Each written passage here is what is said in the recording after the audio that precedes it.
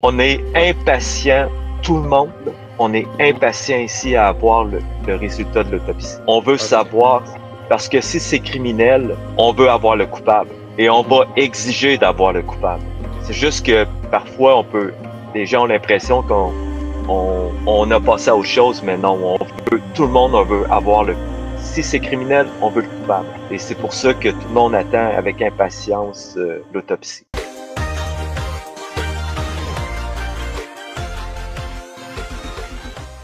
Bonjour, bonjour, je suis très content de vous recevoir sur National News, très heureux de vous recevoir sur la radio Maouja FM. Nous sommes très contents de vous recevoir sur notre plateau et vous savez, on vous dit vraiment un grand merci pour la dernière émission que nous avons pu faire pour partager en fait les informations sur, on peut bien le savoir, sur l'affaire de Alexandra, dont nous avons fait une grande émission avec le policier, le sergent de la police de Trois-Rivières, Monsieur Luc Wangrin, qui nous a donné beaucoup d'informations la fois passée. Donc, nous savons tous que nous attendons l'autopsie, nous savons tous que nous attendons plein de choses, mais entre-temps, on a eu la chance d'avoir Alexandre Néo, un surfeur de Trois-Rivières, qui avait lancé les recherches, qui faisait parmi de ceux qui avait vraiment lancé un appel profond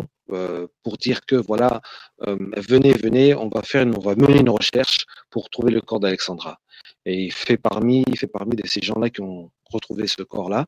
Donc, nous allons avoir cette chance-là de pouvoir l'interviewer. Nous l'avons pris à pied levé. Il a été vraiment aimable et gentil de pouvoir nous donner cette interview. Merci. Et je vous dis tout de suite, on va voir un peu Monsieur Alexandre Néo. Alexandre Néo, bonjour, comment allez-vous? Ça va bien, bonjour tout le monde. Super.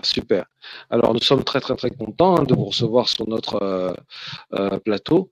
Nous allons vous poser un peu quand même quelques questions. Vous avez vu la fois passée, on a eu monsieur le sergent Luc Mongrain, qui est le porte-parole de la police, celui qui s'occupe des services des médias accrédités et qui a pu nous fournir un peu quand même quelques éléments sur la recherche. Donc voilà, vous faites parmi de ces gens-là qui ont trouvé le corps d'Alexandra. C'est vrai, c'est tragique, c'est une situation vraiment tragique qui nous peine, qui nous fait un peu mal. Il y a beaucoup de choses qui se passent dedans, mais vous êtes parmi ces gens-là qui avaient fait un appel. Alors, avant tout, présentez-vous, dites-nous un peu qui vous êtes, votre passion actuelle aussi du surf, en fait, on va dire du surf. Oui. Et voilà. Donc, dites-nous un peu qui vous êtes, comment vous avez commencé, et puis voilà. Ouais. Mon nom est Alexandre Néo, et puis dans le fond, je fais des expéditions au courant de ma vie. Je suis parti 2 ans et demi en solitaire sur un petit bateau non habitable. Comme présentement, je me prépare pour faire 3000 kilomètres en mer en Sidou, une première. Et puis, j'adore faire des expéditions de haut niveau, on peut dire ça comme ça. Et puis, dans ma région, je fais beaucoup de kitesurf. C'est des voiles tractées, un peu comme une voile de parachute avec une planche. Et puis, on pourrait dire que le fleuve Saint-Laurent, le Saint-Maurice, la rivière, c'est mon terrain de jeu. Et puis, dès le Saint-Quentin, c'est un endroit que je vais souvent pour relaxer sur la plage avec des enfants. Et puis, quand je regardais un dimanche soir TikTok, et puis je regardais les vidéos comme ça, puis j'ai tombé sur la vidéo d'une mère qui appelle les gens de Trois-Rivières, puis j'écoute la vidéo au complet. Puis honnêtement, les larmes m'ont venu au visage assez rapidement, puis je me suis dit, OK, aussitôt que j'ai eu fini de regarder la vidéo, j'ai commencé à faire des messages dans des groupes Facebook de personnes qui ont des embarcations, des bateaux. Et puis, j'ai lancé des appels pour que à 8 heures le lendemain matin, des gens viennent avec moi pour les recherches. Donc, ça, la personne qu'on voit là, je ne sais pas si vous voyez, c'est vous, là. Ça, c'est vous qui êtes en train de faire un appel, c'est ça? Exact. Puis, Ouais, cette pour les vidéo, gens, vous pouvez voir ouais, l'habit que j'ai sur le dos, orange. C'est un habit ouais, pour les eaux froides quand on est en bateau. C'est ok, présentement sur le fleuve, là, c'est extrêmement froid. C'est presque ok, 0 degré. wow, La neige est sur le point d'arriver ici. ouais, ouais, Et d'accord, puis, d'accord. quand j'ai fait l'appel le lendemain matin à 8 heures, je me pointe et puis malheureusement, il y avait personne. Il y avait juste moi. Donc, Et ça, c'était puis quel jour? Ça, c'était lundi matin, le lundi matin. oui. C'était le combien La date est marquée sur la vidéo. Euh, ok, c'est c'est ça, je perds un peu attendez. la notion du temps, là, mais je- c'est c'est un lundi. Et puis, Ouais, dans c'est le le fond, lundi. Oui, je vois, ouais. Le lundi, je crois, le 10, hein, c'est ça, le 10. je crois que oui, c'est ça. Ouais, ouais, d'accord, ok, ok. Mhm, Alors là, je fais les recherches. Donc, j'ai appelé, on m'a donné le numéro de l'enquêteur en chef du dossier. mhm. Ouais. Et puis, j'ai commencé à faire les recherches. Euh, Parce que dans le fond, j'appelle toujours. Avant, je faisais beaucoup de recherches et sauvetage pour trouver des humains disparus ou perdus en forêt. Et puis, on appelle toujours pour dire c'est quoi nos recherches, ce qu'on va faire. Puis ensuite, après la recherche, on appelle pour leur dire ce qu'on a fait. Parce que eux, ils D'accord. peuvent marquer euh, la progression dans les recherches. Donc, j'ai descendu le fleuve en suivant les berges, tout ça. Puis à la fin, j'ai dit, ah, je vais faire quand même le tour de l'île, de l'île Saint-Quentin. Donc, avec le Sea-Doo, c'est quand même un gros Sea-Doo que j'ai, un 3 places, puis ça fait une grosse vague. Puis je roulais à peu près à 20 km/h, fait que ça fait une vague de fond. Et puis là, je fais le tour de l'île. Puis le lendemain matin, il y a un kayakiste que lui, il fait du kayak presque à tous les jours. Euh, Mhm. Puis lui, il a passé près de la marina. Puis il a découvert le corps déposé par le courant sur une presqu'île. Dans le fond, c'est un banc de sable, mais au ras de l'eau. Puis si le corps n'aurait pas déposé là, il continuait son chemin dans le fleuve, puis peut-être qu'on ne l'aurait jamais retrouvé. Ok, d'accord. Alors, on va écouter un peu votre quand vous avez fait votre lancement, hein, quand vous avez parlé de recherche. Alors, on va essayer d'écouter un peu comment vous avez fait votre appel, en fait. J'espère que on va entendre. Sandra, une Voilà. universitaire qui vient d'Afrique. Et puis, je suis solidaire avec les recherches et on va faire la côte. Je suis présentement devant la plage de l'île Saint-Quentin à Trois-Rivières avec mon embarcation. Et puis, ce matin, j'invite tous dans leur capacité à faire la même chose, rechercher la jeune Alexandra, une universitaire qui vient d'Afrique.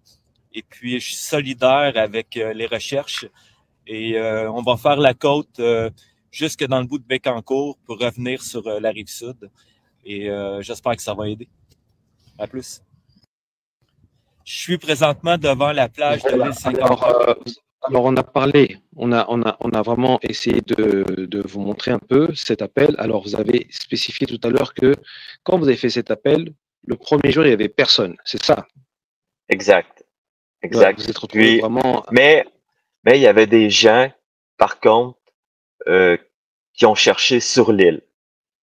Mhm. J'ai vu de Ok. l'embarcation des gens qui se promenaient sur l'île puis que ils cherchaient. Mais comme je dis, il faut aller selon nos capacités.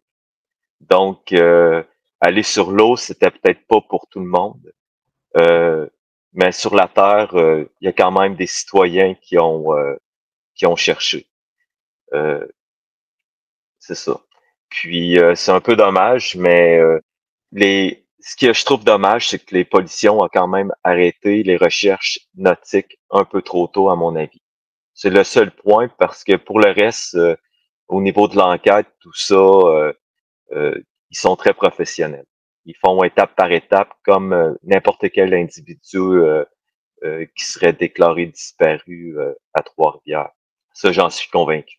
Alors, dites-nous maintenant, vous avez parlé, je vous ai suivi dans quelques lives que vous avez fait, vous Oui. avez parlé que pendant cette période-là, il se dit souvent que c'est un peu dangereux de se promener sur les îles ou sur L'île Saint-Quentin. l'île Saint-Quentin, voilà, c'est l'île Saint-Quentin. Pourquoi les gens voudraient comprendre à ce moment-là pourquoi il se passe beaucoup de problèmes à ce moment-là, des noyades, des choses comme ça. Alors, est-ce que vous pouvez nous expliquer un peu? Ouais. C'est que, premièrement, l'île Saint-Quentin, c'est une rivière, mais en amont de la rivière, quand on remonte la rivière, il y a des barrages hydroélectriques avec des réserves d'eau. Et puis, lorsqu'il pleut ou le printemps arrive, ils rouvrent les portes des barrages, des pelles, et puis un débit d'eau incroyable qui passe. L'île est submergée par l'eau. Et puis, c'est un endroit qui est quand même dangereux à ce moment-là. Il y a une zone où que c'est une plage. Dans la vidéo, on voit la plage derrière moi. Ça, c'est l'autre côté de l'île. C'est pas le côté de la marina, mais l'autre. Et puis, cette île-là est surveillée l'été par des lifeguards, des surveillants de plage. Et puis, pour éviter les noyades, on a des cordes qui limitent la baignade avec des bouées. Puis l'eau est quand même foncée. C'est pas une eau claire comme dans les Bahamas. C'est vraiment une eau foncée. Donc, à peine un pied, 2 pieds, on voit plus les gens. S'ils sont sous l'eau, mettons, pour plonger, des choses comme ça. Donc, il faut toujours être prudent. La pointe de l'île, il faut dire, exemple, que s'il y a des Européens ou des Africains qui écoutent, la rivière Saint-Maurice, c'est comme un fleuve en France ou en Europe. C'est des grands cours d'eau avec beaucoup, beaucoup de débit. Le fleuve Saint-Laurent, en face de l'île Saint-Quentin, a presque 2 kilomètres de large. C'est un terrain de jeu énorme. Si vous aimez vous promener sur l'eau, c'est génial. Cependant, c'est rempli de dangers. Exemple, quand tout ce courant-là de la rivière Saint-Maurice frappe l'île Saint-Quentin, la rivière, elle, doit se séparer en deux. Puis il y a un courant à cet endroit-là qui est énorme, avec une force assez violente. Et puis, tomber à cet endroit-là, c'est peut-être pas la meilleure des idées. Ou aller se baigner. Surtout quand l'eau est plus haute, à cause des barrages ou la crue du printemps. J'y étais durant que l'eau était basse, et puis j'ai même été surpris par sa force. À la pointe nord, dans la 3e vidéo, on voit très bien, j'ai fait l'expérience de me jeter dans le courant, puis ça fait comme un genre de contre-courant, puis on reste captif dans le contre-courant. Et puis nager vers la berge, même si c'est si près, c'est presque impossible de l'atteindre. Il faut être quand même un bon nageur. D'accord. Donc, vous expliquez un peu que c'est vraiment difficile. Et pourquoi il n'y a pas une médiatisation, enfin, ce que vous dites, est-ce que c'est connu de tous? Puisque d'autres personnes, parfois, ne le savent pas, peut-être ils ne comprennent pas que c'est une période dangereuse. Avant, oui. cette partie-là, avant, c'était une plage. À la pointe, on pouvait marcher. Puis cette année, il s'est passé quelque chose, puis peut-être l'année passée, là, mais la plage a disparu, puis s'est créé une fosse marine. Puis tout le courant de la rivière veut rentrer dans cette fosse-là. Puis, dans le fond, la ville a voulu préserver l'île de l'érosion, puis ont mis des rochers. Ça, c'est pas des rochers naturels qu'on voit à la pointe, ça a été fait par l'homme. Et puis, c'est probablement pour ça que la fosse s'est créée, parce que là, elle peut plus gruger le sol naturellement. Donc, ça a créé le problème de la fosse marine. Puis, collé sur le rivage, il y a 2 mètres. Puis, ma théorie dans tout ça, vous savez, je suis pas un enquêteur de la police. je suis juste un bénévole qui essayait de trouver Alexandra, mais dans ma logique, tu sais, j'ai pas vu l'autopsie, j'ai rien, mais quelqu'un qui ferait un selfie ou qui s'approche trop près, un enfant, quoi que ce soit, c'est sûr, C'est sûr dangereux. que c'est Ouais. dangereux, oui. Ouais. Donc, ces personnes-là qui veulent faire des selfies, qui veulent un peu, voilà, un peu être proche de la rivière, en fait, ou à chaque fois je me trompe, celui qui veut être proche, en fait, de la rivière, de quand il est dans l'île Saint-Quentin, où il veut faire des selfies ou quoi que ce soit, avec on va dire les vagues, hein, c'est ça, les vagues. Les vagues Juste le courant. Il y a pas de vague, c'est juste le courant.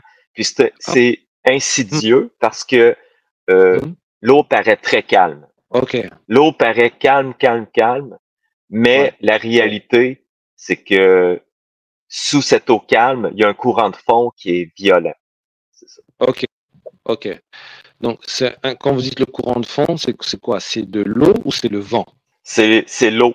C'est, c'est que à la surface, on voit Ouais, pas le courant vraiment. On voit que ok. l'eau se déplace, mais ça semble pas si dangereux. Mais la Mhm. réalité, c'est que tout se passe sous l'eau. Sous Ok, l'eau, il faut ouais. s'accrocher après une roche pour rester sur place. Quand je Ok, plongeais, là, remonter le courant est presque impossible. Puis l'eau est basse, en plus. Imaginez quand l'eau, il y a toute la force de la rivière du printemps, là, ça doit être ouais, impressionnant. ouais.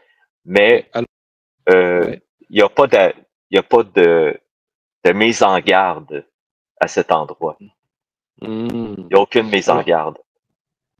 il n'y a pas de mise en garde à cet endroit. Alors, pourquoi il n'y a pas de mise en garde? Pourquoi il n'y a pas une prévention là-dessus ou une prévention? C'est-à-dire quoi? C'est-à-dire que les gardes des côtes se disent que c'est quelque chose qui est normal, qui est assimilé en fait pour les habitants, les résidents de Trois-Rivières, c'est ça? Ou bien, Exact. ouais, d'accord, exact. Mais sachant bien qu'il y a des étudiants, il y a des étudiants qui viennent, il y a des étudiants étrangers qui connaissent pas, ça peut être des Européens, ça peut être les gens d'Amérique du Sud, l'Asie, n'importe quel Oui, continent, quoi. Alors, pourquoi ça n'a pas été. effectivement. Ouais, ouais. Je crois que même la ville n'avait pas conscience que cet endroit-là était quand même risqué, je crois, au niveau de l'hydrologie. C'est mon opinion parce que, comme je disais, le terrain, le fond de l'eau a changé avec le temps, puis je crois qu'il n'avait pas pris conscience que l'endroit était si dangereux. Mhm. D'accord. Alors, ça, c'est une chose à apprendre, c'est une bonne chose. Maintenant, est-ce que à cette période de cette année, puisque beaucoup de gens disent que, enfin, ça c'est, hein, on recueille un peu ce que les personnes disent. Oui. Durant cette période, vous dites que le courant est très dangereux, ok? D'accord? Le courant de À ce l'eau qui temps-ci est. de l'année, là, c'est la période la moins dangereuse. C'est juste que l'eau est très froide. L'eau est très froide, Mais, mais vous avez du mais le courant. courant, il est dans son plus bas niveau présentement. L'eau est très basse. Donc, il y a moins de débit. Et pourtant, le courant est quand même problématique. Donc, imaginez au printemps, quand l'eau est très haute, puis qu'il y a beaucoup, beaucoup de débit. Ok. Donc, C'est ça. alors cette période, il y a beaucoup de débit, c'est ça, non? Vous dites, c'est ça? En bas À de cette l'eau, il y a. période-ci, Oui. à cette période-ci, il n'y a pas beaucoup de débit d'eau. Et pourtant, c'est dangereux. Bon, dites-moi maintenant, qu'est-ce qui est réellement dangereux? OK. C'est euh, Euh, c'est vraiment le courant qui frappe les rochers et puis qui Mhm. forme un ressac, là. Ok. Ça forme un ressac. Un ressac, c'est que l'eau tourne sur elle-même et Mhm. puis vous êtes captif dans ce courant. D'accord. Ça, c'est Il au vous cas où apporte, si. Oui. Dites, il excusez-moi, je vous vous ai coupé. apporte, il vous apporte près de la rive. Vous pensez que vous allez pouvoir vous en échapper. Puis quand Mhm. vous arrivez près, il vous reprend et vous ramène vers la rivière. Puis là, Ok. vous recommencez le même parcours, vous tournez dans le cercle, vous pensez y arriver, et vous ramène. Puis à un D'ac- certain moment, vous tombez à l'extérieur, puis là, là, vous quittez la zone. Soit par le fond, souvent, ça va être par le fond de la rivière que la porte de sortie est, Mhm. parce que le courant il est plus fort. Et Mhm. puis, à cet endroit-là, si vous vous laissez dériver, ça vous apporte où qu'on a trouvé Alexandra. Puis c'est pour ça Mhm. ma logique, quand j'ai vu la vidéo d'Alexandra, j'observais la vidéo, je faisais oh, mais il y a quelque chose au-dessus de sa tête. Il y a un toit. On le perçoit juste un peu. Puis derrière, on voyait les arbres qui étaient de couleur jaune. Puis au Québec, quand les arbres sont jaunes, c'est l'automne maintenant. Avec tout l'endroit. Puis je voyais qu'il est comme en déséquilibre. Donc, il était sur une rambarde. Puis je me disais, ça doit être à la pointe de l'île. Puis quand on a trouvé le corps, je me suis dit, il n'y a pas beaucoup d'endroits où que tu peux tomber à l'eau et te ramasser là. Parce que ailleurs, entre la pointe nord de l'île et où on a trouvé Alexandra, il n'y a pas d'eau. L'eau est calme, pas de courant. C'est vraiment la pointe de l'île qui est problématique si on tombe. Le reste, c'est pratiquement impossible de se noyer. Parce que quand on va à l'eau, il y a pas beaucoup d'eau, il y a même pas 1 mètre. D'accord. Vous pouvez marcher, puis il n'y a aucun problème. C'est des zones marécageuses. Ouais. Puis la ville a fait une passerelle pour se rendre jusqu'à la pointe de l'île parce que, comme je dis, au printemps, l'eau est plus haute. Donc, les gens marchent au-dessus de l'eau. Mais à ce temps-ci de l'année, l'eau est basse, donc on voit le sol sous la passerelle. Puis ça s'en va doucement dans l'eau comme ça. C'est pour ça que je dis que entre la pointe de l'île et la marina, il n'y a aucun danger pour un humain, même pas pour un enfant. C'est vraiment la pointe de l'île qui est problématique. Et c'est pour ça ma déduction par rapport à la vidéo, puis tout ça, que je me suis dit, s'il y a un endroit où il faut que je cherche les effets d'Alexandra, c'est à cet endroit-là. Puis finalement, quand j'étais en train de chercher, comme je dis, j'avais appelé l'enquêteur juste avant, puis j'avais laissé un message. Puis quand j'ai sorti de l'eau, j'ai écouté mon téléphone, puis c'est là que l'enquêteur elle me dit c'est correct, Alex, on a tout ce qu'il faut. Ça a été mot pour mot ce qu'elle m'a dit. Puis là, c'est là que je suis arrivé à la conclusion que si elle a tout ce qu'il faut, c'est qu'ils ont les objets d'Alexandra. Ok, d'accord. Est-ce que cette période-ci, c'est là où il y a le plus. Est-ce qu'en termes général, est-ce qu'il y a beaucoup de noyades? Non. Non. Non. Puis il y a des vidéos sur TikTok qui circulent comme si l'île Saint-Quentin, il y avait plein de disparitions d'enfants. Je veux être très, très clair. Ouais. Non. Non. Donc ça, c'est des fake news. C'est des fake news. Exact. Parce que les enfants qu'on voit, c'est des enfants disparus un peu partout au Canada. Okay. Puis ils ont tout rassemblé ça pour faire du clic sur le dos d'une victime. Puis c'est un peu navrant parce que là, on entend partout dans le monde que Trois-Rivières est une ville dangereuse, tout ça, mais c'est une ville universitaire. À chaque année, on a au-dessus de 15 000 nouveaux arrivants, des étudiants qui viennent de partout dans le monde, puis il n'y a jamais de problème. Il y a pas de violence. On est une petite ville de 150 000 habitants. Puis honnêtement, c'est très tranquille. L'eau, on est entouré d'eau à Trois-Rivières. Il y a de l'eau partout, partout. Puis ça se peut que parfois il arrive des accidents. Ça se peut malheureusement. Je ne sais pas si c'est ça qui est arrivé. Ça peut être une mauvaise rencontre, mais ce que je pense dans mon cœur, c'est que la personne n'était pas consciente du danger. C'est juste ça. Puis, mais ça se peut que ça soit autre chose. Vous savez, j'ai pas de réponse, je suis comme tout le monde. Mais je souhaite que ça soit juste un accident. Je le souhaite. Parce que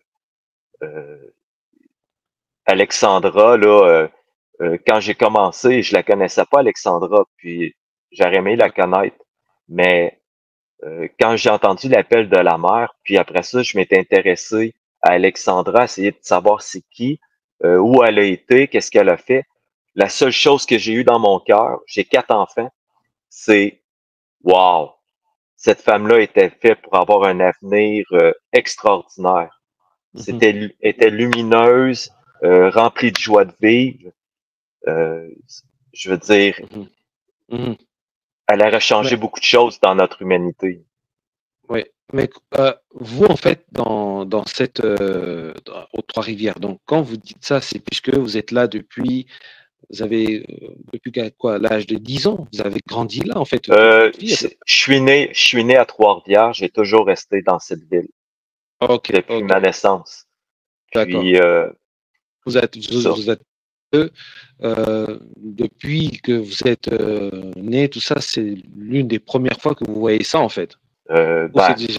il est arrivé des drames dans la ville quand même, là. Si les gens veulent faire une petite recherche, Ouais. Cédrica Provencher, c'était une jeune fille de 9 ans qui a été kidnappée par un homme, puis Mhm, qu'on a retrouvé 7 ans plus tard. Et puis, j'avais participé avec plein de gens, avec la famille, pendant plus d'1 an, pratiquement à temps plein. C'était rendu, on pensait toute la ville, on pensait qu'à ça, retrouver Cédrica et l'assassin. Et puis, ça a marqué beaucoup la mémoire de la ville. Et puis, les policiers, depuis cet événement-là, OK, ils avaient fait des erreurs dans le temps, mhm. ils ont été réprimandés pour le manque euh, de gestion pour Cédrica, pour l'enfant. Puis, par la suite, ils ont changé toute leur façon de faire à travers le Québec. Puis c'est là qu'ils viennent avec le code de déontologie que quand une personne disparaît, euh, Citrica Provencher, elle a changé beaucoup de choses à travers le Québec dans les forces de l'ordre. Et puis, Trois-Rivières, ça nous a marqué. Puis quand il arrive des choses comme ça, maintenant, je vous le dis, là, la police de Trois-Rivières, euh, elle met toute l'énergie nécessaire. Si, exemple, le rapport du coroner montrait des traces de violence, vous n'allez pas croire ça à quel point ils vont être dévoués. Parce que nous, les citoyens, on n'accepte pas ça à Trois-Rivières. Vraiment pas. Puis, En parlant de ça, c'est une bonne chose. Nous allons essayer de parler, puisque c'est vrai que ça, on nous en parle beaucoup, on nous pose beaucoup de questions sur ça, sur le coroner, sur ce qui va se passer réellement, ce qui va vraiment réellement se passer, sur l'autopsie. Donc, beaucoup de gens se posent des questions. Donc, nous allons essayer de pouvoir et juste faire vous passer un petit extrait pour faire comprendre aux gens que c'est pas comme ça, puisqu'on a vu un corps, que voilà, qu'on peut se dire, on peut commencer à annoncer ou dire certaines choses. Voilà. Voilà. Alors, on va essayer d'écouter juste un tout petit peu pour nous donner un peu une petite idée du coroner, d'accord, puisque c'est vrai on nous pose des questions parfois. Cette histoire est mondiale, en fait, maintenant rendue mondiale. Peut-être parfois il y a des termes que d'autres ne comprennent pas ou c'est signifié dans un autre terme. Donc voilà, on va expliquer un peu à tout ce qui est loi coroner. Merci. Donc, effectivement, ici, là, nous, lorsqu'il y a un décès dont les circonstances sont rapidement inexplicables, des causes obscures ou nébuleuses, mais là, ici, le travail de la police, c'est d'amorcer une enquête sur la loi du coroner. Donc, pour vos auditeurs, ils peuvent googler la loi sur le coroner au Québec. Ils viendront vraiment voir qu'est-ce que ça constitue, ce type d'enquête-là, et à quoi on doit se soumettre. Lorsqu'on parle du rôle du coroner, bien ici, selon la loi sur le coroner, il appartient à celui-ci d'établir la cause et les circonstances qui entourent un décès imprévu, non naturel ou inexpliqué. Donc, il y a également la responsabilité de déterminer l'identité de la personne décédée et le moment du décès. Donc, ce que tentait de faire rapidement, à toute fin pratique, établir l'identité de la victime. Le reste à des... Voilà, il nous a un peu expliqué un peu, voilà, vous avez un peu entendu la loi la loi coroner, en fait, le coroner, c'est quoi sa fonction, c'est quoi sa mission.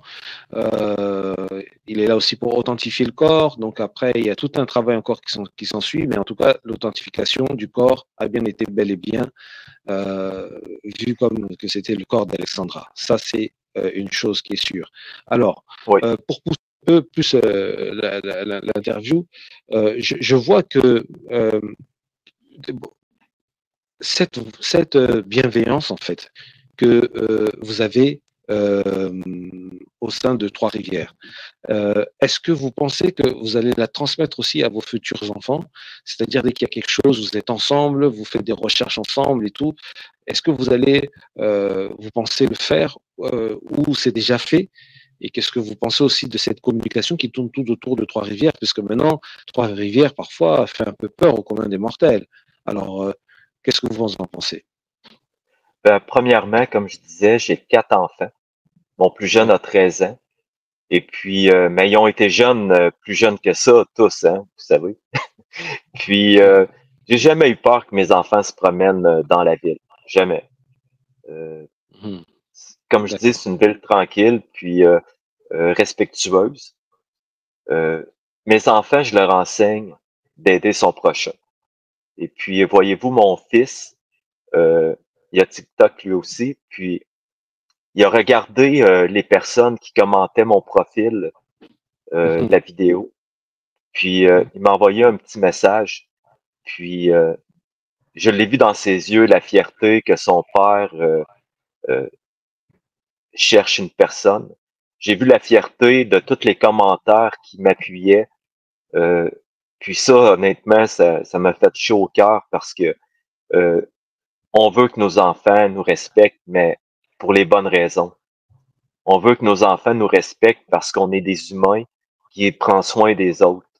On veut que laisser une trace euh, dans la vie de nos enfants qui va être euh, qui vont les faire cheminer dans une vie meilleure pour tous.